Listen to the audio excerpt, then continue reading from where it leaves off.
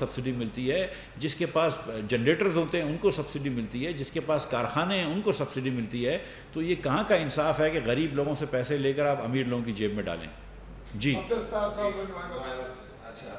یہ چلے حکومت کی معاشی مشکلات اور مشکل فیصلوں کے حوالے سے تو ایک مہینے سے ڈیبیٹ چل رہے ہیں. ایک یہ بتا دیں کہ بجلی کی قیمتیں آپ بڑھائیں گے یا بڑھائیں گے تو کب بڑھائیں گے یا نہیں بڑھائیں گے. اور دوسرا کہ جو مہنگائی ہوتی ہے یہ حکومت کی ایک طرح سے ناکامی ہوتی ہے. آپ ایڈیبل آئل اور اس کو دیکھ لیں، پیٹرول کو اس کے ساتھ براہ راست کوئی لنک تو نہیں ہے، لیکن وہ کس طرح بڑھ رہا ہے ہر روز بڑھ رہا ہے. بالکل درست فرمایا آپ نے، بہت شکریہ آپ کا. یہ بات آپ کی درست ہے کہ مہنگائی جو ہے وہ حکومت کی اس کو ناکامی سمجھنا چاہیے. اور جیسا کہ عمران خان صاحب کہتے تھے کہ وہ ٹماٹر یا پیاز کی قیمتوں کے لیے نہیں آئے ہیں، ہم تو یہ ہر وقت کہتے ہیں کہ ہم تو قیمتوں کے اوپر نظر رکھنے آئے ہیں. شہباز شریف صاحب کا اولین کام یہ ہے کہ وہ قیمت پہ نظر رکھیں، اور میری بھی اولین ذمہ داری یہ ہے کہ میں قیمت پہ نظر رکھوں. تو اس میں کوئی دو رائے نہیں ہے. جو آپ نے تیل کی بات کری، آپ یہ دیکھیں کہ یوٹیلیٹی اسٹورز کارپوریشن پہ ہم نے 190 روپے کی سبسڈی دے کر تیل کو 260 روپے میں گھی کو بیچا ہے. ہم آج بھی جو ہے وہ چینی 70 روپے کے لے کر آ گئے ہیں. اور آپ دیکھ لیجئے کہ 4 سال میں عمران خان کے دور میں چینی اتنی سستی نہیں ہوئی جتنی ہم نے ابھی چینی کر دی ہے سستی. آپ یہ دیکھیں کہ ہم آٹے کو بھی یوٹیلیٹی اسٹورز کارپوریشن میں 40 روپے فی کلو بیچ رہے ہیں.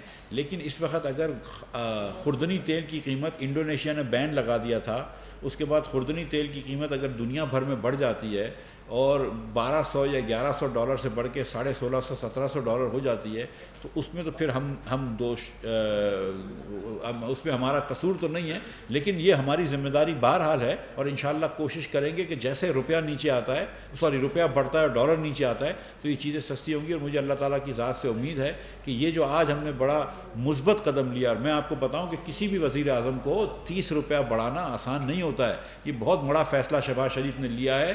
اور اس خاص طور پر یہ خان صاحب جو فتنہ پھیلا رہے ہیں پاکستان میں، جو روز بہتان لگاتے ہیں، جو الزام لگاتے ہیں، اور جس قسم کی یہ جتھے لے کر اب آ رہے ہیں، اس پولیٹیکل سینیریو کے اندر، اس پولیٹیکل سچویشن کے اندر، یہ جو شہباز شریف نے فیصلہ لیا ہے یہ بڑا سخت فیصلہ لیا ہے، بڑا مشکل فیصلہ لیا ہے. لیکن آج بھی یہ جو بات ہوئی ہے، میں آپ کو سچ بتا رہا ہوں کہ خواجہ آصف صاحب نے یہ کہا کہ ہم اگر اپنی سیاست بچائیں اور اس میں اگر ریاست ڈبا دیں تو یہ فیصلہ ہمارے لیے کوئی حکمت والا فیصلہ نہیں ہے، کوئی بہتر فیصلہ نہیں ہے. اور ہم یہ سب سمجھتے ہیں کہ اگر ہماری سیاست ڈوبتی ہے لیکن اگر ہماری ریاست بچ جاتی ہے تو وہ بہت اچھی بات ہے. تو یس، وی انڈرسٹینڈ، ہم یہ سمجھتے ہیں کہ ہمارا سیاسی کیپٹل اس سے کم ہوگا. یہ بڑا مشکل فیصلہ ہے، ہمیں یہ پتہ ہے کہ اس پہ بہت تنقید ہوگی، لیکن اس وقت ریاست ہمارے لیے جو ہے اس کا اور اس کا انٹرسٹ، ریاست کے مفاد ہمارے لیے محترم ہے اور اس کو بچانا ہمارے لیے ضروری ہے.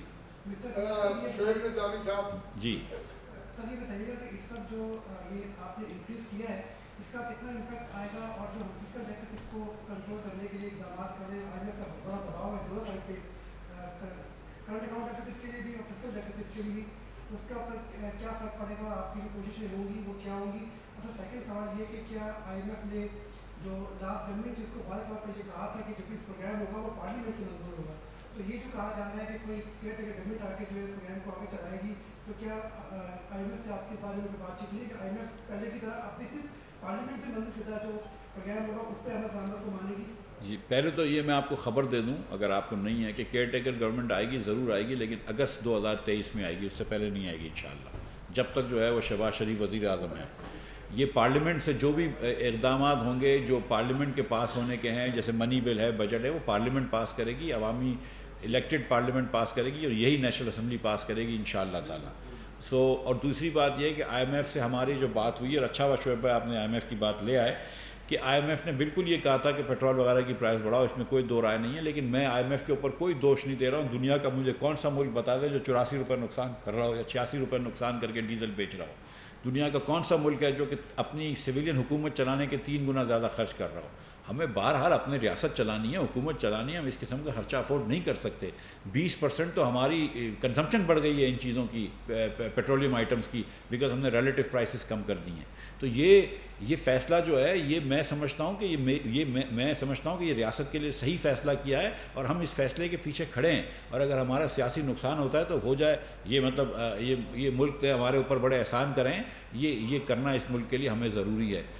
جہاں تک آئی ایم ایف کی بات ہے تو بھائی دیکھیں، آئی ایم ایف سے انشاءاللہ بات ہو رہی ہے، بڑی اچھی بات ہوئی ہے، مثبت بات ہوئی ہے. یہاں پہ جو بھی بات آپ لوگوں نے کی ہے، آئی ایم ایف سے مثبت بات ہوئی ہے. اور میں آپ کو یقین دلا رہا ہوں کہ اب یہ جو آج اسٹیپ ہم نے لیا ہے اس کے بعد آئی ایم ایف سے اور مزید مثبت بات ہو جائے گی، اور مجھے لگتا ہے کہ جو اگلے سال کے جو ٹارگیٹس آئی ایم ایف کہہ رہا ہے اور جو میں کہہ رہا ہوں اس میں اتنا زیادہ فرق نہیں ہے. انشاءاللہ آپ دیکھیں گے کہ ہم بہت جلدی جو ہے وہ آئی ایم ایف سے ساتھ ایک اسٹاف لیول اگریمنٹ کر لیں گے. شاکر عباسی صاحب نیو نیوز سے.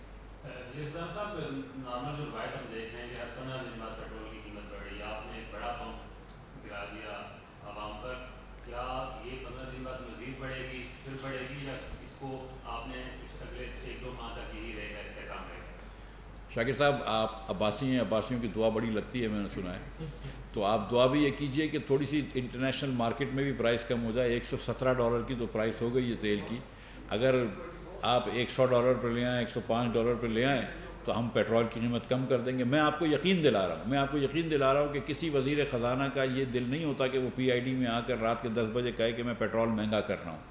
کسی وزیر اعظم کا یہ دل نہیں ہوتا کہ وہ رات کے 10 بجے اپنے گھر پہ آ کے یہ سمری سائن کرے کہ تم پیٹرول مہنگا کر دو. کسی کا نہیں دل ہوتا ہے، ٹھیک ہے.